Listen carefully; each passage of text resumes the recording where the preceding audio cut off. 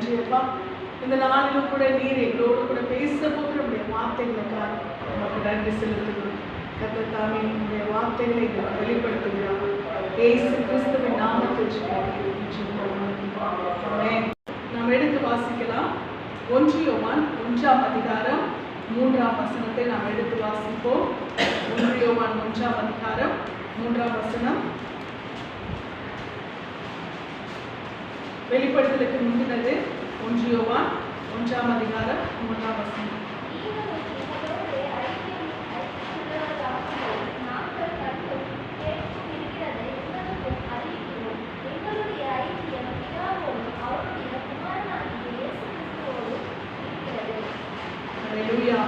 இந்த புத்தகங்களை நாம் வாசிப்போமானால் இந்த 1 யோவான், 2 யோவான், 3 யோவான், யூதா, வெளிப்படுத்தல், இதெல்லாமே ஆண்டவருக்கு மிக சமீபமாய் நம்ம கிட்டி சேர்க்கிற அந்த காரியங்களை வெளிப்படுத்துகிறதா இருக்குது. இங்க நாம் பார்க்கும் பொழுது இங்கே 1 யோவான் 1ஆம் அதிகாரம் 3ஆம் வசனத்தில் இங்கு வாசிக்கிறார்கள், நீங்களும் எங்களோட ஐக்கியம் உள்ளவர்கள் ஆகும்படி நாங்கள் கண்டும் கேட்டும் இருக்கிறதை உங்களுக்கும் அறிவிக்கிறோம். எங்களுடைய ஐக்கியம் பிதாவோடும் அவருடைய குமாரனாகிய இயேசு கிறிஸ்துவோடும் இருக்கிறது. அல்லேலூயா. இங்கே இந்த வசனத்தை நாம் வாசிக்கும் பொழுது நீங்கள் என்று சொல்லவில்லை, நீங்களும் எங்களோட ஐக்கியம் உள்ளவர்கள் ஆகும்படி. அப்பனா நாங்க ஆல்ரெடி ஐக்கியம் ஆயிட்டோம், நீங்களும் என்ன பண்ணுங்க, அவருடைய ஐக்கியத்திலே நீங்கள் வர வேண்டும் என்பதுதான் கர்த்தருடைய வார்த்தை. அப்ப இன்றைக்கு ஆண்டவர் தம்முடைய ரட்சிப்பையும் தம்முடைய நீதியையும் தம்முடைய மகிமையையும் அவர் எல்லாருக்கும் விளங்க பண்ணுகிறவராய் இருக்கிறார். அவர் பாரபட்சம் இல்லாத தேவனாய் எல்லாருக்கும் தம்முடைய அன்பை விளங்க பண்ணுகிற தேவனாய் இருக்கிறபடினால்தான் இங்கே யோவான் இந்த வசனத்திலே இப்படியாய் சொல்லுகிறார், நீங்களும் எங்களோட ஐக்கியம் உள்ளவர்கள் ஆகும்படி. கர்த்தருடைய ஐக்கியம் என்பது எல்லாரையும் தம்மிடத்திலே சேர்த்துக் கொள்ளுகிறதா இருக்கிறது. அல்லேலூயா. பவுல் இப்படியாய் சொல்லுகிறார், யூதன் என்றும் இல்லை, கிரேக்கன் என்றும் இல்லை, ஆண்டவர் அடிமை என்றும் இல்லை, சுயாதீனம் என்றும் இல்லை, ஆண் என்றும் இல்லை, பெண் என்றும் இல்லை. ஆண்டவர் எந்த ஒரு வித்தியாசமும் இல்லாத ஒரு தேவனாய் இருக்கிறார்.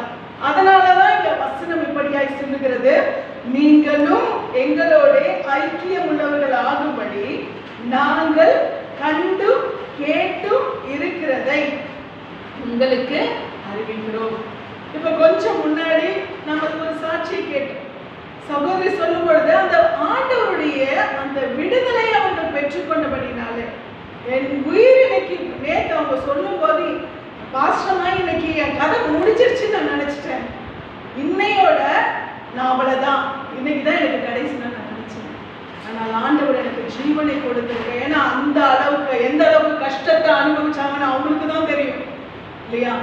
அப்ப அந்த அளவுக்கு அவர்கள் அவ்வளவு அந்த மரணத்துடைய உச்சத்தை சந்தித்தவர்கள் எசப்பாடு கூப்பிடும் போது ஆண்டவர் அந்த இடத்திலே அந்த ஸ்பாட்ல ஆண்டவர் வந்து ஜீவனை கொடுத்திருக்கிறார், சுகத்தை கொடுத்திருக்கிறார், விடுதலை கொடுத்திருக்கிறார்னா உண்மையாரோட கிருபை இல்லையா? அப்ப இங்கே நாம் பார்க்கும் பொழுது இதைத்தான் யோவான் சொல்லுகிறார், நாங்கள் கண்டும் கேட்டும் இருக்கிறதை உங்களுக்கு அறிவிக்கிறோம். நாங்கள் கண்டும், அல்லேலூயா, நாங்கள் கண்டிருக்கோம்பா. அவர் எப்படிப்பட்டவன்றத நாங்க கண்டிருக்கோம், நாங்க அனுபவிச்சிருக்கோம், நாங்க கேட்டிருக்கோம். இதெல்லாமே இந்த வாழ்க்கையில நாங்க பார்த்திருக்கிறதுனாலதான் நாங்கள் என்ன செய்கிறோம், நாங்கள் அறிவிக்கிறோம். எங்களுடைய ஐக்கியம் பிதாவோடும் அவருடைய குமாரனாகிய இயேசு கிறிஸ்துவோடும் இருக்கிறது.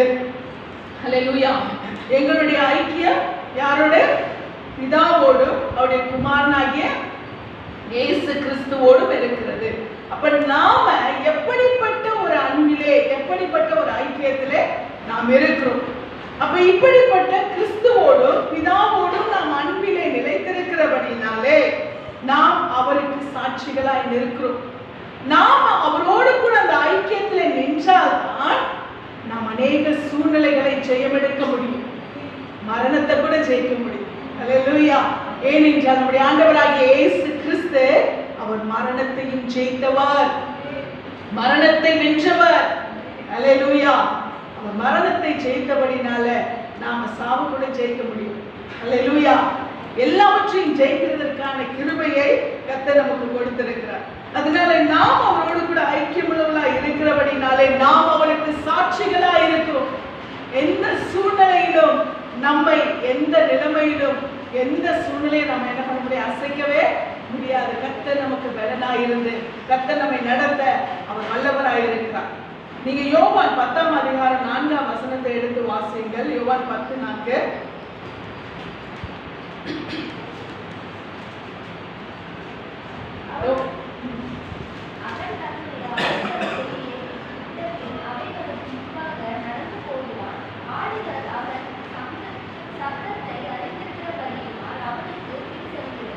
அவன் தன்னுடைய ஆடுகளை வெளியே விட்ட பின்பு அவைகளுக்கு முன்பாக நடந்து போகிறான். ஆடுகள் அவன் சத்தத்தை அறிந்திருக்கிறபடினால் அவனுக்கு பின் செல்லுகிறது. ஆமென்.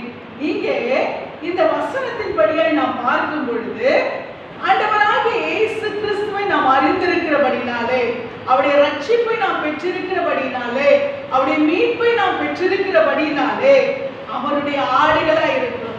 அல்லேலூயா. இங்கே இயேசு கிறிஸ்து அநேக விஷயங்களை அவர் ஜனங்களுக்கு விளக்கி சொல்லுகிறதற்கு அவர் உவமைகளை, எக்ஸாம்பிள்ஸ் தான் என்ன பண்ணிருக்கிறாரு, அவர் பயன்படுத்தி இருக்கிறார். அநேக காரியங்களை இயேசு கிறிஸ்து நேரடியாக சொல்லாமல் ஒரு மேய்ப்பனுக்கும், ஒரு தோட்டக்காரனுக்கும், ஒரு திராட்சை செடிக்கும், ஒரு தோட்டத்துக்கும், ஒரு விதைக்கும், இப்படியா இயேசு ஒரு நல்ல நிலத்துக்கும் இப்படியே ஆண்டவர் பண்ணிருக்கிறாரு.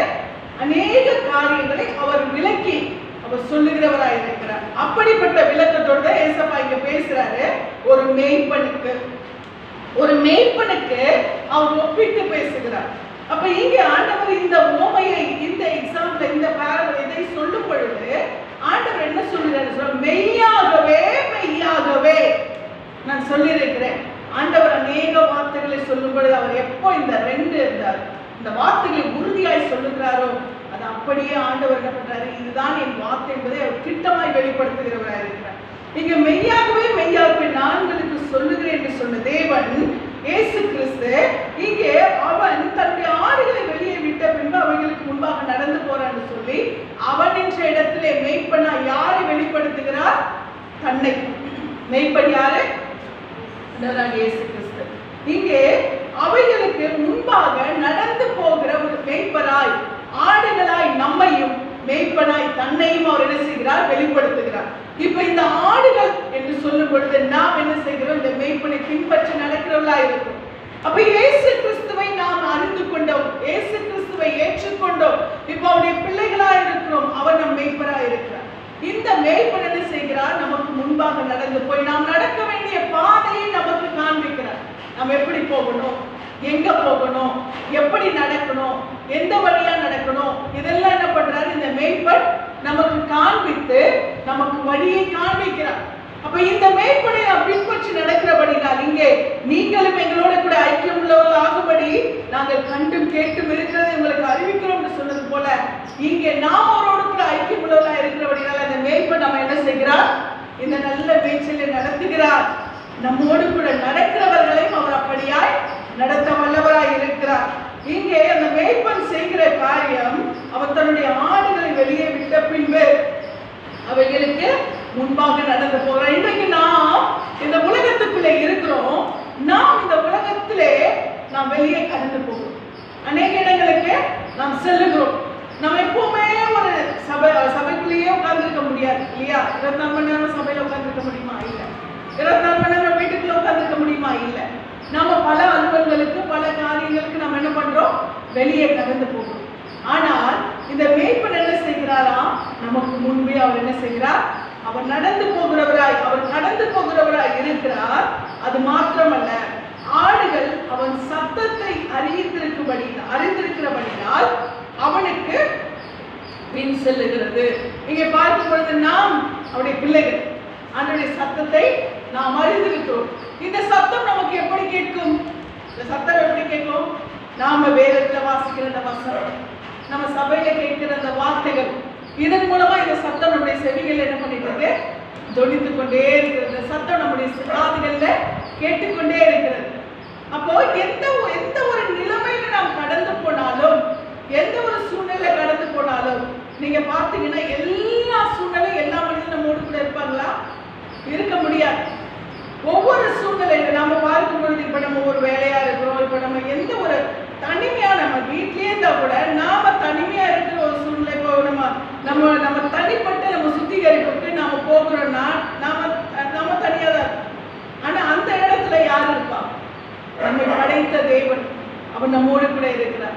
அந்த ஆபத்துல நம்ம யாரையாவது கூப்பிட முடியுமா? கூப்பிட முடியாது. ஆனால் எப்பொழுதும் அவர் ஒருவர் நம்மோடு கூட இருக்கிறார். அப்ப எங்கே போனாலும் அவர் நம்மோடு கூட இருக்கிறார். அந்த மேய்ப்பன் நம்மோடு கூட இருந்து நம்மை நடத்துகிறவரா இருக்கிறார். அந்த மேய்ப்பன் நம்மோடு கூட இருந்து வழிநடத்துகிறவரா இருக்கிறார். அப்ப இங்க இந்த மேய்ப்பனுடைய சத்தத்தை அந்த ஆடுகள் அறிந்திருக்கிறபடினால் அது அவனுக்கு பின் செல்லுகிறது. இப்ப நாம எங்கே இருக்கிறோமோ அங்கே நம்முடைய மேய்ப்பன் நம்மோடு கூட இருந்து நம்மை வழி நடத்த அவர் வல்லவராய் இருக்கிறார். ஆமென். அப்ப ஒன்னே ஒண்ணுதான், இங்க அந்த சத்தத்தை மட்டும் நம்ம எப்பவுமே கேட்டுட்டே இருக்கணும். அல்லேலூயா. அந்த சத்தத்தை நாம எப்பவுமே நம்முடைய இருதயத்திலே அந்த சத்தம் நம்மை தொனித்துக் கொண்டே இருக்க வேண்டும். அநேக வேளைகளை நீங்க பாத்தீங்கன்னா, இப்போ ஒரு பாட்டு கேட்கிறாங்கன்னு வச்சுக்கோங்களேன், இந்த பாட்டை நம்ம பாட மாட்டோம், நம்ம அதை இன்ட்ரெஸ்டா கேட்க மாட்டோம். ஆனா எங்கேயோ கேட்டுட்டு இருக்கோம், அது நம்ம 10 வாட்டி அந்த பாட்டு நம்முடைய செவிகள்ல வரும் பொழுது ஆட்டோமேட்டிக்கா நமக்கு என்ன பண்ணுது? அது மனசுல பதிச்சிடுது இல்லையா? அது எந்த பாட்டோ, ஆனா என்ன பண்ணுது? அது நம்ம மனசுல பதிஞ்சிடுது. அப்ப நமக்கு என்ன பண்ணுது? அது சில வேளைகள்ல அது நமக்கு என்ன பண்ணும்? நம்ம உள்ளத்துல அது என்னமோ ஏதோ ஒன்று ஓடிட்டே இருக்க மாதிரி இருக்கும். அப்ப நாம எந்த சத்தத்தை கேட்கிறோமோ, கரெக்டா நம்ம எந்த சத்தத்தை கேட்கிறோமோ அந்த சத்தம் என்ன பண்ணுது? நமக்கு பதிச்சிடுது. அப்ப நாம என்ன பண்ண, நமக்கு இந்த காரியத்தை நாம அதை நினைச்சு கூட பார்க்க மாட்டோம். ஆனா என்ன பண்ணோம்? ஏதோ ஒரு விதத்துல சத்தம் ஏதோ வராம. ஆனால் இங்க கர்த்தருடைய வார்த்தை சொல்லுகிறது, நாம் நம்முடைய மேய்ப்பனுடைய சத்தத்தை கேட்பவர்களா இருப்போமானால் நம்முடைய செவிகளிலே எப்பொழுதும் அந்த சத்தம் ஒலித்துக் கொண்டே இருக்கும். அல்லேலூயா. அதனாலதான் நம் வேத வசனங்களை வாசிக்க வேண்டும் என்பது. நம் வேதத்தை படிக்கும் பொழுது, அதை தியானிக்கும் பொழுது, அதை உட்கொள்ளும் பொழுது அந்த வசனம் நம்முடைய இருதயத்திலே பதியும். அப்ப அந்த வசனம் நம்முடைய இருதயத்துல பதிந்து விட்டால் நமக்கு அது என்ன பண்ணும்? நம்ம இருதயத்துல அந்த சத்தம் ஓடிக்கொண்டே இருக்கும். அந்த சத்தம் நமக்கு கேட்டுக்கொண்டே இருக்கும். இப்ப நாம எந்த விதத்துல எந்த சத்தத்தை கேட்கிறோமோ, இன்னைக்கு இந்த சத்தம் நம்மளை டிஸ்டர்ப் பண்ணும். அல்லேலூயா. அந்த மாதிரி நம்ம எந்த விதத்துல நாம் எதை கேட்கிறோமோ அது என்ன பண்ணும்? நம்முடைய இருதயத்துல நமக்கு பதிந்து விடுகிறது. அதனாலதான் மேய்ப்பனுடைய சத்தத்தை ஆடுகள் கேட்கிறவர்களா இருக்க வேண்டும். நம்முடைய மேய்ப்பன் ஆண்டவராகிய இயேசு கிறிஸ்து, அவருடைய சத்தம், அவருடைய வார்த்தை, இதை நாம் கேட்போமானால் நாம் சரியான சூழ்நிலையில நடந்து போக முடியும். அடிக்கடி நான் சொல்ற வசனம், அடிக்கடி நமக்கு எல்லாருக்கும் தெரிஞ்ச வசனம், நான் மரண இருளின் பள்ளத்தாக்கிலே நடந்தாலும் பொல்லாப்புக்கு பயப்படேன், தேவரீர் என்னோடு கூட இருக்கிறேன், அது கோலும் அது தடியும் என்னை தேற்றும். ஆமென். ஏன்னா அவருடைய கோல், அவருடைய வார்த்தை, அவருடைய தடி நம்மை வழிநடத்துகிறது. அல்லேலூயா. இங்கே பார்க்கும் பொழுது கோல் என்று சொல்லும் பொழுது அது பரிசுத்த ஆவியானவர், தடி என்று சொல்லும் பொழுது அவருடைய வார்த்தை. அப்ப இது ரெண்டு நம்ம கூட இருக்கும் பொழுது நாம் எந்த சூழ்நிலையில நடந்து போனாலும், மனுஷனே இல்லாத ஒரு நிலைமையில நாம் நடந்து போனாலும் கூட அந்த வார்த்தை நம்ம என்ன செய்கிறது? அது தேற்றுகிறதா இருக்கிறது. அல்லேலூயா. நம்மை நடத்துகிறதா இருக்கிறது, நம்மை பலப்படுத்துகிறதா இருக்கிறது. இந்த கோலம் தடியுமா இருக்கக்கூடிய ஆண்டுடைய வார்த்தை நாம் இதை பற்றி கொண்டோமானால், இந்த சத்தத்தை நாம் கேட்டுக்கொண்டிருப்போமானால், நிச்சயமாய் நம்ம எந்த தீங்கும் உதவியே இல்லாத ஒரு நிலைமையில நாம இருந்தா கூட அந்த வார்த்தை நம்மை உயிர்ப்பிக்கும். ஆமென். ஜீவனுள்ள சாட்சி இருக்கு. அல்லேலூயா. அந்த வார்த்தை, அவருடைய வார்த்தை, அந்த மேய்ப்பனுடைய சத்தம், அல்லேலூயா, அந்த மேய்ப்பனுடைய சத்தம் நம்மை உயிர்ப்பிக்கிறதா இருக்கிறது. மரண இருளின் பள்ளத்தாக்கில் இருந்தா கூட சரி. அல்லேலூயா. எவ்வளவு சத்தியமான உண்மை பாருங்க. இதெல்லாம் நாம தான் அதுக்கு சாட்சி. இதுதான் அழகா சொல்லி இருக்கிறார் யோவான், நாங்கள் கண்டும் கேட்டும் இருக்கிறதை உங்களுக்கு அறிவிக்கிறோம்.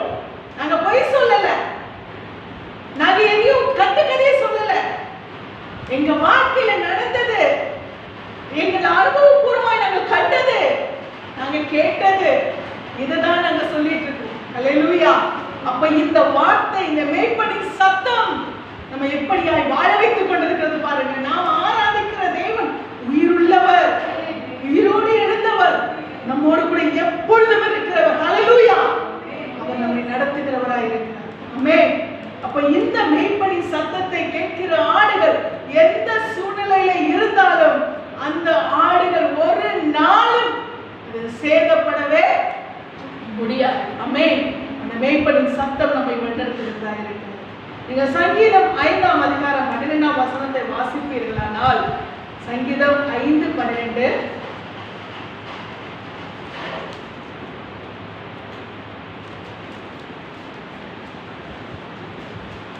சங்கீதம் 5:12,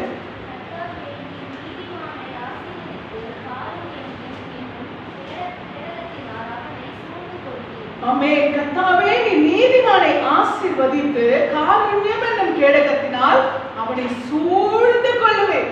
அல்லேலூயா. இந்த மேய்ப்பனின் சத்தத்தை கேட்கிற ஆடுகளை நீதிமான்கள் என்று சொல்லுவோம். இந்த மேய்ப்பனின் சத்தத்தை கேட்கிற ஆடுகளை கர்த்தர் என்ன செய்யறார் தெரியுமா? நம்முடைய காருண்யம், அல்லேலூயா, நம்முடைய கிருபை, நம்முடைய கருணை, நம்முடைய அன்பு, நம்முடைய இரக்கம், எதனால என்ன பண்றாரா? அவர் சூழ்ந்து கொள்கிறார். கேடகம், கேடகம் என்று சொல்லும் பொழுது அது என்னது? ஒரு யுத்தத்திலே நம்மை காக்கக்கூடிய ஒரு காரியம்.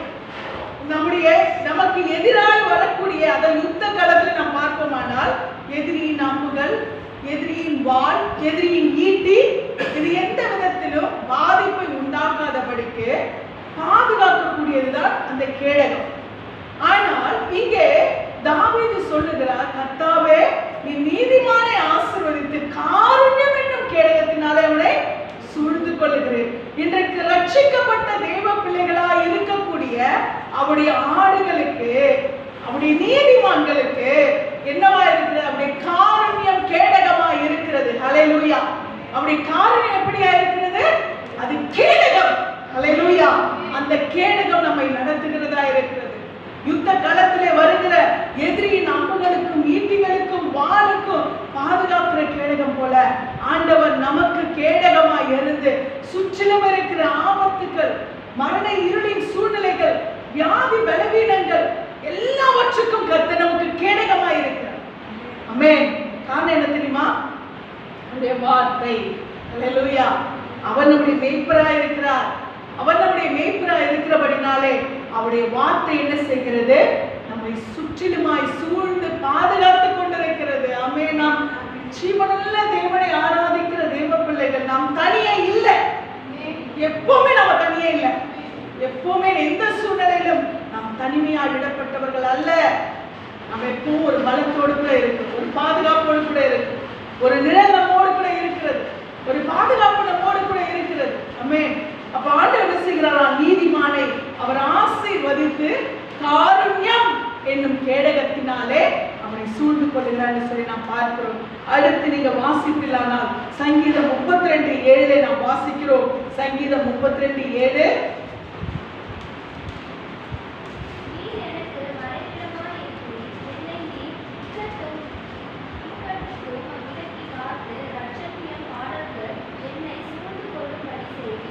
அல்லேலூயா.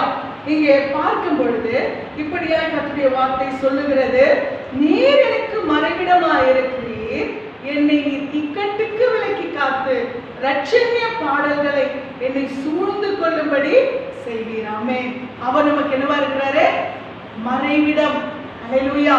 நமக்கு ஒரு பாதுகாப்பு, நமக்கு ஒரு அரண், நாம் பாதுகாப்பா இருக்கிறதற்கான ஒரு கண்மலையாய் அவர் இருக்கிறார். இங்கே அதனாலதான் சொல்றார், நீர் எனக்கு மறைவிடமாய் இருக்கிறீர், என்னை நீர் இக்கட்டுக்கு விலக்கி காத்து இரட்சணிய பாடல்கள் சூழ்ந்து கொள்ளும்படி செய்வீர். ஹல்லேலூயா.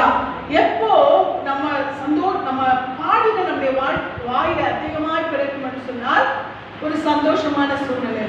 சும்மா இருக்கும் போதே பாட்டு, ஏதோ ஆண்டோடைய பாட்டை பாடிட்டே என்ன பண்ணுவோம்? வேலை செஞ்சுட்டே இருப்போம். ஏன்னா மனசு கலிப்பா இருக்கும் பொழுது நாம் பாடல்களை பாடுவோம். இங்க பார்க்கும் பொழுது இக்கட்டுக்கு நாம் இக்கட்டுகளுக்கு விலக்கி காக்கப்படும் பொழுது கர்த்தர் செய்கிறாரா, நம்முடைய நாவிலே அவரை துதிக்கும் பாடல்களை அவர் வைக்கிறார். காருண்யம், அவருடைய காருண்யம் நமக்கு சூழ்ந்து காத்துக் கொள்கிறது. நீர் எனக்கு என்னவா இருக்கிறீங்க? மறைவிடமாயிருக்கிறீர். நீர் எனக்கு எப்படி இருக்கீங்க? மறைவிடமாயிருக்கிறீர். அல்லேலூயா. நீர் எனக்கு மறைவிடமாயிருக்கிறீர். என்னை நீர் இக்கட்டுக்கு விலக்கி காத்து இரட்சணிய பாடல்களை சூழ்ந்து கொள்ளும்படி செய்வீர். ஆமென். கர்த்தர் நமக்கு மறைவிடமாயிருக்கிறார். நாம நினைச்சிட்டு போய் இன்னைக்கு பாத்தீங்கன்னா ரெண்டு என்ன சொல்றது, பிளாக் கேட்ஸ் ரெண்டு பக்கமும் வச்சுட்டு அவங்க ரெண்டு பக்கமும் வந்தாதான் பாதுகாப்புன்னு இருக்கிறோம். அப்படிப்பட்ட பாதுகாப்புல இருந்தவங்களை கூட, புல்லட் ப்ரூஃப் போட்டவங்களை கூட தொலைச்சு எடுக்குது. இன்னைக்கு மனுஷன் கொடுக்கிற பாதுகாப்பு நிச்சயமாய் அவனை காக்கவே முடியாது. எந்த விதத்தில் ஆகிலும் அது சேதத்தை உண்டு பண்ணும். எப்படிப்பட்ட சர்ப்ளஸ் பாதுகாப்பு இருந்தாலும் சரி, எப்படிப்பட்ட அந்த பிளாக் கேட்ஸ் பாதுகாப்பு இருந்தாலும் சரி, எப்படிப்பட்ட புல்லட் ப்ரூஃப் இருந்தாலும் சரி, எதுவா இருந்தாலும் சரி, அது நிச்சயமாய் மனுஷன் என்ன பண்ண முடியாது, பாதுகாக்க முடியாது. ஆனா ரட்சிக்கப்பட்ட தேவ பிள்ளைகளுக்கு இருக்கு பாருங்க ஒரு பாதுகாப்பு, பரலோக சேனை. அல்லேலூயா. அந்த சேனை நம்மை சூழ்ந்து இருக்கிறது. நாம எங்க போனாலும் சரி, எந்த பக்கம் எது வந்தாலும் அது நம்மை அப்படியே சூழ்ந்து பாதுகாக்கிறதா இருக்கிறது. நம்ம பார்த்திருக்கலாம், எத்தனையோ தடவை நம்ம சறுக்குவான விடமாட்டோம். அல்லேலூயா. சறுக்குவோம் ஆனா விடமாட்டோம். எத்தனையோ தடவை சப்போஸ் வண்டி ஓட்டும் பொழுது ஸ்கிட் ஆகும், ஆனா என்ன ஆகாது, நம்ம சரிந்து விடமாட்டோம். ஏதோ ஒரு தாங்குதல் நமக்கு இருக்கும். நம்ம போயிட்டு இருப்போம், ஒரு வண்டி என்ன பண்ணோம், நம்மள இது பண்ணோம், கிட்ட வரோம், ஆனா நம்ம மேல ஒரு சேதமும் உண்டாகாத அப்படி காப்பாங்க. ஏதோ நம்ம வண்டி ஏதோ ஒரு அசை உண்டாகிற மாதிரி இருக்கும், ஆனா ஏதோ ஒரு பாதுகாப்பு நம்மை தாங்கி பிடிக்கும். அல்லேலூயா. எத்தனை விளையாடு நம்ம வீட்டுல இருந்தா கூட சரி, ஒரு பழமொழி சொல்லுவாங்க, என்ன சொல்றது, புல் தடுக்கி செத்தவனும் உண்டு, பாம்பு கடிச்சு குழைச்சவனும் உண்டு.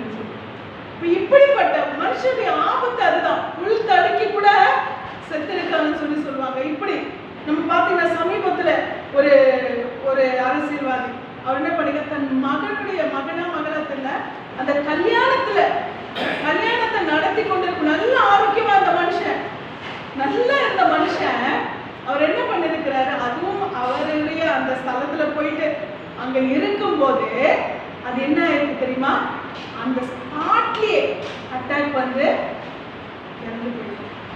அல்லேலூயா. ஆனால் தேவன் நம்ம எந்த அளவுக்கு பாதுகாக்கிறாங்க, எந்த அளவுக்கு அவருடைய காருண்யம், அவருடைய கிருபை, அவருடைய பாதுகாப்பு, அவருடைய மறைவு நம்மை காத்து கொண்டு இருக்கிறதுல. ஆண்டவர் இப்படிதான் தீர்மானிச்சா அது நடக்கும். ஆனா நம்மை பாதுகாக்கணும்னு நினைச்சாங்க, அவர் எப்படி வேணாலும் நம்ம என்ன பண்ணுவாரு, அவர் பாதுகாக்கிறவரா இருக்கிற எல்லாமே அவர் கரத்துலதான் இருக்கு. தன் பிள்ளைகளை பாதுகாக்க நமக்கென்று ஒரு பாதுகாப்பை, ஒரு மறைவிடத்தை, ஒரு உறைவிடத்தை அவர் வைத்திருக்கிறார். ஆண்டவர் நமக்கு மறைவிடமாய் இருக்கிறபடினாலே நம்ம எல்லா இக்கட்டுக்கும் அவர் விலக்கி காக்க வல்லவராய் இருக்கிறார். நம்ம எந்த பாதுகாப்பையும் தேடி ஓட வேண்டியதே இல்லை.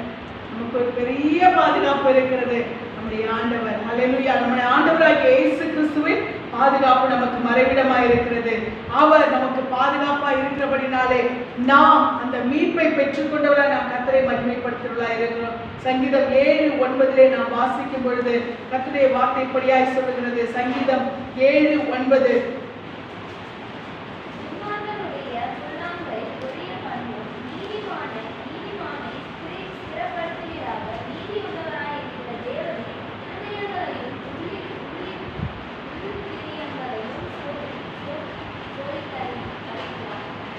துன்மார்க்கருடைய பொல்லாங்கை ஒழிய பண்ணும், நீதிமானை ஸ்திரப்படுத்துகிறாக. நீதி உள்ளவராய் இருக்கிற தேவரீர் இருதயங்களையும் உள்ளிந்திரியங்களையும் சோதித்து அறிகிறவர். ஆமென். நீதிமானை ஸ்திரப்படுத்துகிற தேவன். அல்லேலூயா. அவர் எப்படியா இருக்கிறாரா, நீதிமானை ஸ்திரப்படுத்துகிறவராய் இருக்கிறார். தம்முடைய காருண்யத்தினாலே நம்மை பாதுகாக்கிற தேவன், நமக்கு மறைவிடமாய் இருக்கிற தேவன், நம்மை ஸ்திரப்படுத்துகிறவராயும் இருக்கிறார். அல்லேலூயா. ஆண்டவர் சொல்ற, நான் உங்களை சீர்படுத்தி ஸ்திரப்படுத்தி பலப்படுத்தி நிலைநிறுத்துவேன். ஆமென். நம்மை ஆண்டவர் நம்மை ரட்சித்தது நம்மை சீர்படுத்துகிறது. நம்மை சீர்படுத்துகிற தேவன் நம்ம என்ன பண்றாரு, ஸ்திரப்படுத்துகிறார். நம்மை பலப்படுத்துகிறார், நம்மை நிலைநிறுத்துகிறவராக இருக்கிறார். ஆண்டவர் நீதிமானை ஸ்திரப்படுத்துகிற தேவன். நம்முடைய வாழ்க்கையின் எல்லா சூழ்நிலையிலும் அவருடைய பலனும் அவருடைய பாதுகாப்பும் அவருடைய ஸ்திரமும் நம்மோடு கூட இருக்கிறது. ஹல்லேலூயா. நம்மை ஸ்திரப்படுத்தி என்று சொல்லும் பொழுது கத்தனப்பட்டாராம், நம்மை ஸ்டேபிள் பண்ணுகிறார், ஸ்டேபிளா இருக்க வைக்கிறார். ஸ்திரப்படுத்தி என்று சொல்லும் பொழுது ஒரு உறுதிப்படுத்துகிற ஒரு தன்மை. ஹல்லேலூயா. ஆண்டவர் நம்ம என்ன பண்றாரா, உறுதியாய் நிற்க செய்கிறவராக இருக்கிறார். நிறைய வேளைகள்ல அனைவருடைய வாழ்க்கையிலே பல அசைவுகள் உண்டாகி காணாமல் போறாங்க. ஆனா ஆண்டவர் நம்ம எத்தனை சரிவுகளை சந்தித்தாலும் கர்த்தர் நம்மளை நிலைநிறுத்திருக்கிறார். பாத்தீங்களா, ஆண்டவர் என்ன பண்றாரு, நம்மை நிலைநிறுத்தி இருக்கிறார், நம்மை நிலைத்து நிற்க செய்திருக்கிறார்.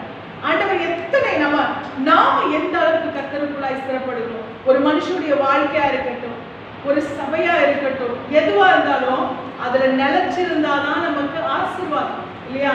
நாம் ஸ்திரப்பட்டு இருந்தாதான் நமக்கு என்ன இருக்கும், ஆசீர்வாதம் இருக்கும். நாம் ஸ்திரப்பட்டு இல்லாதபடி இருப்போமானால் நிச்சயமா நம் கர்த்தருடைய ஆசீர்வாதத்தை நாம் பெற்றுக்கொள்ளவே முடியாது. அப்ப நாம ஸ்திரப்பட்டிருக்கிற ஒரு தன்மை, ஸ்திரப்பட்டிருக்கிற ஒரு வாழ்க்கை, ஸ்திரப்பட்டிருக்கிற ஒரு நிலைமை நமக்கு எப்பொழுதும் காணப்படும் இல்லையா? ஒரு இடத்துல நம்ம ஸ்திரப்படலாம் யாருமே நம்ம புரிஞ்சுக்க முடியுமா? முடியாது.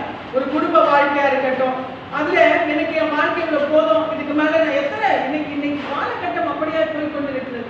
குடும்ப வாழ்க்கையில பாத்தீங்கன்னா ஸ்திரமில்லாத தன்மை, வாழ்க்கையில ஒரு அலசடிப்படுகிற ஒரு தன்மை, ஸ்திரமில்லாத தன்மை. அப்ப என்ன பண்ண முடியாது, ஒருத்தர் என்ன பண்ண முடியாது, குடும்பத்துல புரிஞ்சிக்க முடியாது. அதே போல பாத்தீங்கன்னா ஒரு வேலையின் சூழ்நிலை, ஒரு வேலையின் காரியத்திலும் நம்ம அதுல ஸ்திரமா இல்லைன்னா நம்ம அந்த இடத்துல என்ன பண்ண முடியாது, அதுல புரிந்து கொண்டு அந்த வேலையை நம்ம என்ன பண்ண முடியாது, செய்ய முடியாது. ஒரு சபையா இருக்குமானால் அந்த சபையில நாம் ஸ்திரப்பட்டு இருந்தாதான் அங்கு கர்த்தர் கொடுக்கிற நன்மைகளை, வார்த்தைகளை நாம் சுதந்திரித்துக் கொள்ள முடியும். அந்த ஊழியக்காரன விசுவாசிகள் புரிந்து கொள்ள முடியும், விசுவாசிகள் ஊழியக்காரர் புரிந்து கொள்ள முடியும். ஸ்திரப்பட்டு இருந்தாதான் நம்ம என்ன பண்ண முடியும், ஒரு காரியங்களை நாம் நிலைத்து நின்று ஆசீர்வாதங்களை பெற முடியும். அப்ப நாம் கர்த்தருக்குள்ளே ஸ்திரப்படும் பொழுது, கர்த்தருக்குள்ளே நாம் அவருடைய வார்த்தைகளை ஸ்திரப்படும் பொழுது கர்த்தர் என்ன பண்றாரு, நம்மை ஆசீர்வதிக்கிறவராய் அவர் காணப்படுகிறார். அதனால ஆண்டவர் நீதிமானை அவர் என்ன செய்கிறார், ஸ்திரப்படுத்துகிறார். எப்படி ஸ்திரப்படுத்துகிறார், எப்படி ஸ்திரப்படுத்துகிறார், எப்படி சொல்லுங்க, தெரிஞ்சதுதான், ஒரே ஃபார்முலா தான், ஒரே ஃபார்முலா தான். எப்படி ஸ்திரப்படுத்துகிறார், அவருடைய வார்த்தை தான். ஹல்லேலூயா. அவருடைய வார்த்தை தான் நம்மை ஸ்திரப்படுத்துகிறதா இருக்கிறது. ஒரு மரத்துக்கோ ஒரு செடிக்கோ எது உரமாய் இருக்கிறது, தண்ணீரோ அதற்கு கொடுக்கிற அதற்கு கொடுக்கக்கூடிய ஆகாரமா இருக்கக்கூடிய உரமோ தான் அதை ஸ்திரப்படுத்துகிறது. அப்ப நாம ஆண்டவராகிய இயேசு கிறிஸ்துவுக்குள்ளே நாம் நாட்டப்பட்டவர்கள். நமக்கு எது ஸ்திரமா இருக்கிறது, அவருடைய வார்த்தை தான். அவருடைய வார்த்தை தான் நமக்கு தண்ணி, அவருடைய வார்த்தை தான் நமக்கு உரம் இல்லையா? அப்ப அதை நாம் எடுத்துக்கொள்ள நம்ம என்ன பண்றோம், ஸ்திரப்பட்டு நிற்கிறோம், பலப்பட்டு நிற்கிறோம். அப்ப நாம இதை நான் பல தடவை நான் இதை சொல்லி இருக்கிறேன், இருந்தவங்களும் கேட்டிருக்காங்க. ஆனால் அங்க என்ன இல்லை, அதுல உறுதி இல்லை. அப்ப நாம அந்த வார்த்தை நமக்கு கொடுக்க அங்க நிறைய சத்துக்களை நம்ம அந்த நிலத்துல இருக்கும்போது நிறைய சத்துக்கள் அதுல போடப்பட்டு, அந்த நிலத்துல நீங்க நல்லா பாத்தீங்கன்னா, நீங்க செடி வச்சவங்களா இருந்தா உங்களுக்கு தெரியும், விவசாயம் பண்றவங்களா தான் தெரியும்.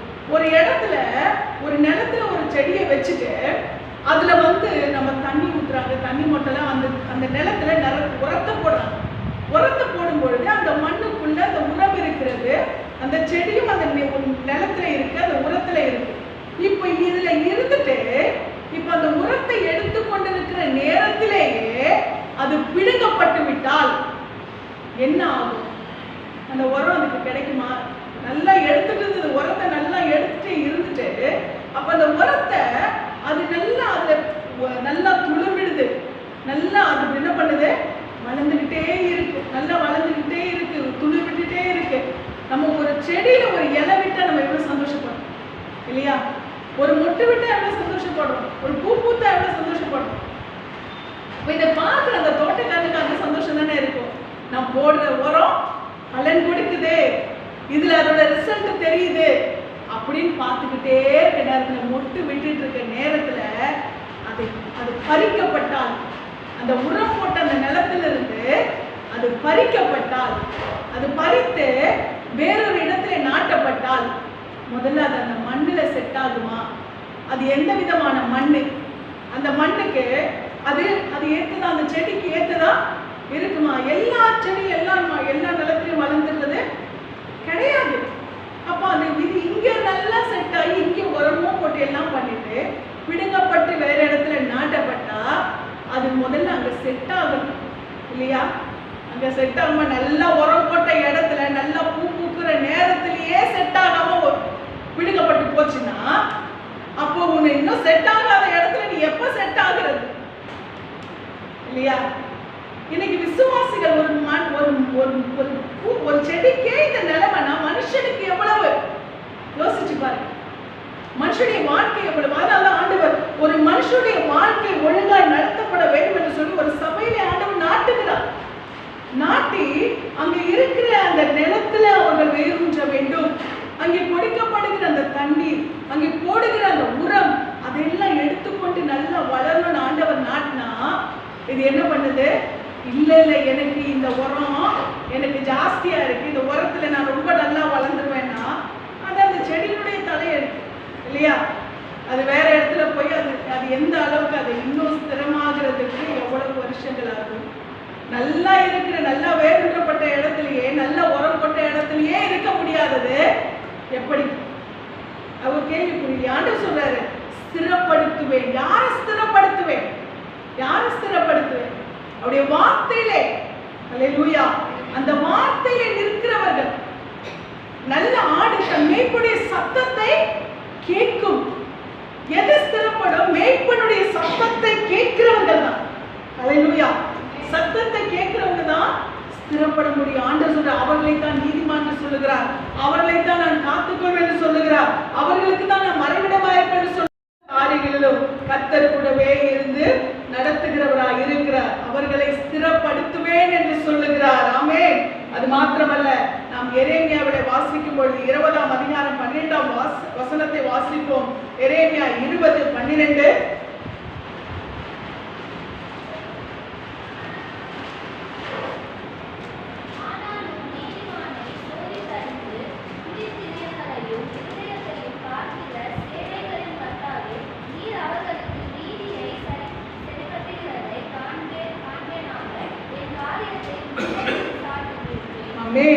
ஆனாலும் நீதிமானை சோதித்தறிந்து உள்ளிந்திரியங்களையும் இருதயங்களையும் பார்க்கிற சேனைகளின் கர்த்தாவே. அல்லேலூயா. ஆண்டவர் என்ன பண்றாரா? நீதிமானை சோதித்து அறிகிறார். உள்ளிந்திரியங்களை அவர் உள்ளிந்திரியங்களையும் இருதயத்தையும் அவர் ஆராய்ந்து பார்க்கிறார். அல்லேலூயா. அப்ப நாம் அவருடைய வசனத்திலே பலப்பட்டு அவருடைய வார்த்தையிலே நாம் நிலைநிற்கும் போது கர்த்தர் என்ன பண்றாரா? எந்த சோதனை வந்தாலும் அல்லேலூயா. வசனம் சொல்லுகிறது நீதிமானுக்கு வரும் துன்பங்கள் அநேகமா இருக்கு, ஆனாலும் அவைகள் எல்லாவற்றிலும் நின்று அவரை விடுவிப்பார். அல்லேலூயா. துன்பம் வராதுன்னு சொல்லல, பிரச்சனை வராதுன்னு சொல்லல, சோதனை வராதுன்னு சொல்லல, வரும். ஏன்னா அப்பதான் அவர் நம்ம கூட இருக்கிறது நிரூபிக்கப்படும் இல்லையா? அப்ப நம்ம கூட இருக்கிறாங்க நிரூபிக்கணும் சொன்னா சில காரியங்களை அவர் அனுமதிப்பார். கொஞ்சம் நம்ம வேலை என்ன பண்ணுவாரு? கொஞ்சம் எடுத்துதான் விடுவாரு. நீ என்ன பண்ற பாரு, நீ முன்னால கொஞ்சத்தை பாரு சாத்தானே, ஆனா நான் என் பிள்ளைகளை காப்பாத்துறதுக்கு நான் கூட இருக்கு. அல்லேலூயா. அப்ப ஆண்டவர் எல்லாவற்றிலும் நின்று என்ன பண்றாரா? நம்மை அவர் விடுவிக்கிறவரா இருக்கிறார். அதனால நீதிமானை ஆண்டவர் எப்படி அறிந்து கொள்கிறாரா? சோதித்து அறிந்து உள்ளிந்திரியங்களையும் இருதயத்தையும் பார்க்கிற சேனைகளின் கர்த்தர். அல்லேலூயா. இப்ப நம்ம சோதனைகளிலும் நம்ம எப்படி இருக்கணும்னா நம்முடைய உள்ளிந்திரியங்கள் நம்முடைய இருதயம் எப்படி இருக்கணுமா? கர்த்தருக்குள்ளாய் பலப்பட்டு ஸ்திரப்பட்டு இருக்க வேண்டும். ஆமென். நாம் அப்படியா கர்த்தருக்குள்ளாய் பலப்பட்டு ஸ்திரப்பட்டு இருக்கும் பொழுது நாம் எல்லாவற்றையும் ஜெயமெடுக்கிறவர்களாய் இருக்கிறோம். அல்லேலூயா. நிச்சயமாகவே ஆண்டவர் சொல்லியிருக்கிறார், நமக்கு வெற்றி தான் இந்த உலகத்திலே ஆண்டவர் வைத்திருக்கிறது. அல்லேலூயா. ஏன்னா நம்ம ஏசப்பா வெற்றி சிறந்த தேவன். நமக்கு நிச்சயமா தோல்வி என்பதே கிடையாது. அல்லேலூயா. நமக்கு எந்த காரியத்திலே கர்த்தர் தோல்வி அனுமதிக்கவே மாட்டார். கர்த்தர் நிச்சயமா நமக்கு வெற்றியை கொடுக்கிற தேவன். ஆனா சோதனைகள் வரும், நமக்கு சோதனைகள் வரும். நாம யோசிக்க, ஆண்டவர் தானே தேடுறேன், எனக்கு ஏன் இந்த சோதனை, எனக்கு ஏன் இந்த நிந்தை, எனக்கு ஏன் இந்த போராட்டம்? நாம ஆண்டவரை தேடினாலும் எந்த விதத்திலாவது நம்ம குடும்பத்தில் உள்ள மனுஷங்க இல்ல வேற யாரும் மூலமா ஏதாவது ஒரு விதத்துல என்ன வரும்? நமக்கு சோதனை வரும். ஆனாலும் கர்த்தர் நம்மோடு கூட இருக்கிறார். ஹல்லேலூயா. நம்முடைய உள்ளந்தரைகளை இருதயத்தையும் பார்க்கிற சேனைகளின் கர்த்தர் நமக்கு நிச்சயமா என்ன பண்ணுவாரு? அந்த சோதனைகளிலிருந்து வெளியே வரும்படியாய் உதவி செய்வார். வெளிப்படுத்தல் 2:23 நாம் வாசிக்கும் பொழுது ஆண்டவருடைய வார்த்தை சொல்லுகிறது, அப்பொழுது நானே உள்ளந்தரைகளையும் இருதயங்களையும் ஆராய்ந்து அறிகிறவர் என்று எல்லா சபைகளும் அறிந்து கொள்ளும். ஹல்லேலூயா. இங்கே ஆண்டவருடைய வார்த்தை சொல்லுகிறது, உள்ளந்தரைகளையும் இருதயங்களையும் ஆராய்கிறவர் என்று எல்லா சபைகளும் என்ன பண்ணும்? அறிந்து கொள்ளும். இங்கே ஏன் ஆண்டவர் எல்லா சபைகளும் என்று சொல்லுகிறார் சொன்னால் 7 விதமான சபைகள் நமக்கு தெரியும். வெளிப்படுத்தல நமக்கு சொல்லப்பட்டிருக்கிறது என்னவா? ஒவ்வொரு சபைகள் 7 விதமான சபைகள். அது இந்த காலகட்டத்திலே இருக்கக்கூடிய சபைகள் தான், கடைசி காலத்தில் இருக்கக்கூடிய சபைகள் தான். அப்போ ஒவ்வொரு சபைகளும் என்ன பண்ணுதான்? இப்படிப்பட்ட நிலைமையிலே கடந்து போய் கொண்டிருக்கும் பொழுது யார் எந்த சபை கர்த்தருக்குள்ளாய் நிலைநிற்கிறதோ, சபைன்னு சொன்னா இப்ப நாம சொல்ற மாதிரி ஒவ்வொரு டினாமினேஷன் பேர் வச்ச சபைகள் அல்ல, ஆண்டவருடைய சத்தியத்திலே நிலைநிற்கிற சபைகள். ஹல்லேலூயா. ஒவ்வொரு விதமாய் ஆண்டவருக்குள்ள யாரெல்லாம் நிலைச்சிருக்காங்களோ, சத்தியத்தை சொல்லுகிற சபை, அது மாத்திரமல்ல உலகத்தின் ஆசீர்வாதங்களை சொல்லுகிற சபை, பாரம்பரியங்களை வெளிப்படுத்துகிற சபை, இப்படின்னு 7 விதமான சபைகள். இதிலே நாம் எப்படிப்பட்ட சபையாய் இருக்கிறோம்? நாம் எப்படிப்பட்ட சபையாய் நாம் காணப்படுகிறோம்? கர்த்தர் நம்மை அப்படிப்பட்ட நிலைநிற்கிற சபையாய் அவர் நிலைநிறுத்தியாய் இந்த காலகட்டத்திலே நாம் சத்தியத்திலே வளர்கிறவர்களாய் இருக்க வேண்டும். அப்போ ஆண்டவர் எப்படிப்பட்ட உள்ளந்தரைகளை ஆராய்ந்து அறிந்து நம்மை நடத்துகிறவர் என்று எல்லா சபைகளும் அறிந்து கொள்ளும். அன்றியும் உங்களில் ஒவ்வொருவனுக்கும் உங்கள் கிரியைகளின் படியே. அது வாசிம் அந்த வசனத்தை.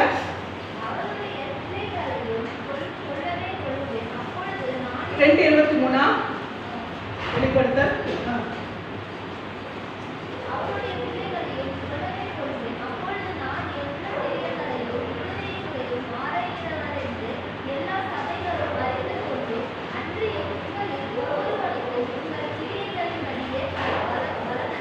அன்றியும் உங்களில் ஒவ்வொருவனுக்கும் உங்கள் கிரியைகளின்படியே பலனளிப்பேன். அப்ப ஆண்டவருடைய வார்த்தை சொல்லுகிறது, எத்தனை விதமான சபைகள் இந்த காலகட்டத்தில் இருக்கிறதோ, ஆனால் அவருடைய கிரியைகள் நாம் எந்த மாதிரியான உரத்தை பெற்றுக்கொண்டு எந்த மாதிரியா கனி கொடுக்கும். ஹல்லேலூயா. நாம் எப்படியா நாம் உரத்தை எடுத்துக்கொள்கிறோம், எப்படிப்பட்ட நிலத்துல இருக்கிறோமோ அப்படித்தான் நம்ம கிட்ட இருந்து வெளிப்படும் கனிகள் என்ன பண்ணும்? வெளிப்படும். அப்ப நாம் எப்படிப்பட்ட காரியங்களை நாம் எடுத்துக்கொள்கிறோம், நம்ம எந்த விதமான சத்தியத்திலே வளர்றோம்னு சொல்லல, அவனுடைய கிரியைகளின்படி பலன் கிடைக்கும். அப்ப நாம எப்படிப்பட்ட அந்த சாரத்தை நாம் எடுத்துக்கொள்கிறோம், எப்படிப்பட்ட நாம் உரத்தை எப்படிப்பட்ட நிலத்திலிருந்து நாம் வளர்கிறோமோ அதன்படியாய் கர்த்தர் நம்ம என்ன பண்றாரா? நம்முடைய கிரியைகளை அவர் ஆசீர்வதிக்கிறவரா இருக்கிறார். ஆமென். இன்றைக்கு ஆண்டவர் நமக்கு நல்ல மேய்ப்பனாய் இருந்து அவர் தம்முடைய வார்த்தைகளை வெளிப்படுத்துகிறவராய் இருக்கிறார். இதிலே நாம் பார்க்கும் பொழுது இந்த எபிரேயர் 12ஆம் அதிகாரம் இந்த 11ஆம் வசனத்தை நாம் வாசித்து முடிக்கலாம். எபிரேயர் 12:11.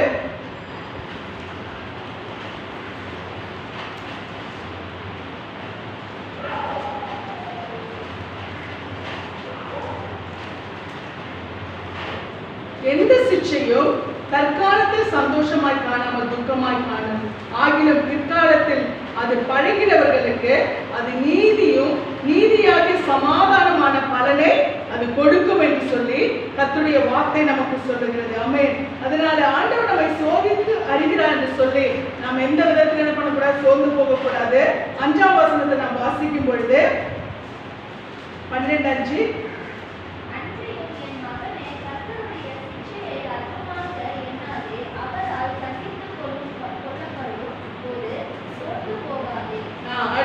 அதோட கண்டினியூஷன் தான் இந்த வசனம். இப்ப நான் சொன்னது போல இந்த 11ஆம் வசனம், எந்த சிற்சையும் தற்காலத்தில் சந்தோஷமாய் காணாமல் துக்கமாய் காணும், ஆகிலும் பிற்காலத்தில் அது பழகிறவர்களுக்கு அது நீதியாகிய சமாதானத்தின் பலனை தரும். அப்ப கர்த்தருடைய சோதனை நமக்கு வரும் பொழுது நாம் சோர்ந்து போகக்கூடாது. அல்லேலூயா. ஏனென்றால் கர்த்தர் நம்மை கொத்துகிறது எதற்காக? நம்மை பண்படுத்துகிறதுக்காக. கொத்துனாதான் அதுல உரத்தை போடும் பொழுது அது என்ன பண்ணும், அது அதுக்கு பலனை கொடுக்கும். ஆண்டவருடைய சிற்றையை நம்ம என்ன பண்ணக்கூடாதான், அற்பமாய் எண்ணக்கூடாது. எந்த சிற்றையும் தற்காலத்தில் சந்தோஷமாய் காணாமல், இந்த சூழ்நிலை நமக்கு துக்கமாய் இருந்தாலும் நிச்சயமாய் அதனுடைய பலன் பிற்காலத்தில் நமக்கு என்னவா இருக்கும், நீதியாகிய சமாதான பலனை நமக்கு கொடுக்கும். அல்லேலூயா. இந்த நாட்களிலும் கர்த்தர் நம்மோடு கூட இருந்து நம்மை நடத்துகிறோம். நீதிமானதை அவர் சோதிப்பார். அல்லேலூயா. அநேகருக்கு அநேக விஷயங்கள் லகுவா கிடைச்சிடும், லகுவா நடத்துறோம், எல்லாமே ஈஸியா போயிடும். ஆனால் அது என்ன ஆகாது, கர்த்தர் கொடுத்ததாய் இருக்காது, அது நிலைக்காது. ஆனால் நம்மை கர்த்தர் சோதித்தாலும் அவர் நமக்கு என்ன பண்ணுவாரு, அதனுடைய பலனை நமக்கு மகிமையாய் கொடுக்க அவர் வல்லவராய் இருக்கிறார். இன்றைக்கு நாம் வாசித்த இந்த ஆதார வசனத்தின்படியாய் நாம் எந்த சூழ்நிலையிலுமே கர்த்தரோடு கூட நாம் ஐக்கியமுள்ளவர்களாய் இருக்க வேண்டும். நாம் மாத்திரமல்ல, நம்மை பார்க்கிற மற்றவர்களும் இவர்கள் கர்த்தருடைய பிள்ளைகள், இவரோடு கூட கர்த்தர் இருக்கிறார், இவர்களை ஸ்திரப்படுத்தி இருக்கிறார், இவர்களை நிலைநிறுத்தி இருக்கிறார். எந்த சோதனைக்குள்ள வந்தாலும் இவரை விடுவிச்சு கர்த்தர் நடத்துகிறார். எப்போ நம்ம ஒரு ஹைலைட்டா பண்ணப்பட்டு பார்க்கப்படும் என்று சொன்னால், நம்ம சாதாரண வாழ்க்கை வாழும் பொழுது அல்ல. நமக்கு ஒரு நெருக்கடி வரும்போது அப்ப பார்ப்பாங்களா, என்ன இவங்களுக்கு இந்த மாதிரி ஒரு சூழ்நிலை வந்திருக்கு அப்படின்னு பார்ப்பாங்க. ஆனால் நாம் அதற்கெல்லாம் மீட்கப்பட்டு கர்த்தர் நம்மை தூக்கி எடுத்து உயர்த்தும் பொழுது அந்த டிஃபரன்ஸ் என்ன பண்ணுது தெரியுதா? டிஃபரன்ஸ் தெரியும் இல்லையா? அப்ப என்ன ஆகுதுன்னு சொன்னா, நாம் கர்த்தருக்கு சாட்சிகளாய் இருக்கும்படியாய் கர்த்தர் நம்மை நிலைநிறுத்துகிறவராய் இருக்கிறார். அதனால நாம் கர்த்தருக்கு சாட்சிகளாய் இருக்கும்படி மற்றவர்கள் நம்மை என்ன செய்யணும், சாட்சிகளாய் அவர்கள் பார்க்க வேண்டும். அது மாத்திரமல்ல, நம்முடைய ஐக்கியம் அவரோடும் அவருடைய குமாரனாகிய இயேசு கிறிஸ்துவோடும் இருக்கிறது. எதிர் நிமித்தமாய் நாம் கண்டும் கேட்டும் இருக்கிறதை நாம் வெளிப்படுத்துவதாய் இருக்கிறோம். நாமே வாசிக்கப்படுகிற நிருபங்கள், நம்முடைய வாழ்க்கை தான் அதற்கு சாட்சி. நம்முடைய வாழ்க்கையில கர்த்தர் நமக்கு செய்ததை நாம் சாட்சியாய் அறிவிக்கும் பொழுது அதை கேட்டு அநேகர் கர்த்தரிடத்தில் வருவார்கள். ஆமென். நம்ம கர்த்தர் தூக்கி எடுத்தார், மீட்டெடுத்தார், ஜீவனை கொடுத்தார் சொன்னா அதை நாம் பல பேருக்கு சாட்சியாய் அறிவிக்கும் பொழுது அது நிமித்தமாய் அநேகர் கர்த்தரிடத்தில் வருவார்கள். அப்ப நாம் மாத்திரமல்ல, அவர்களும் கர்த்தருக்கு என்னவா இருக்கிறாங்க, சாட்சிகளாய் மாறுவார்கள். இன்றைக்கு நமக்கு வருகிற சோதனை, நமக்கு வருகிற போராட்டம் எல்லாமே சாட்சிதான். அல்லேலூயா. ஆண்டவர் ஏன் எனக்கு இந்த சூழ்நிலையை அனுமதிச்சார், எனக்கு ஏன் இந்த பலவீனத்தை கொடுத்தார், இன்னைக்கு சாட்சியா நிக்கிறோம்ல. அல்லேலூயா. அதனால நாம் கண்டும் கேட்டு நம்ம அதை அனுபவிச்சாலும் நம்ம சாட்சியா நிற்க முடியும். அவர் விடுவிக்கும் பொழுது மற்றவர்களும் அந்த சாட்சிக்குள்ள வர முடியும். ஆண்டவர் நம்மை அப்படியா நிறுத்திருக்கிறார். ஆண்டவர் நம்மை ஸ்திரப்படுத்தி பலப்படுத்தி நிலைநிறுத்த வல்லமையுள்ள தேவன். அப்படிப்பட்ட கிருபையை நாம் மற்றவர்களுக்கு சாட்சியா இருந்து நாம் கர்த்தருக்கு இந்த யோவான் சொன்னது போல அநேகரை ரட்சிப்புக்குள்ளாய் கொண்டு வருவோம். கர்த்தர் தாமே நம்மை ஆசீர்வதிப்பாராக.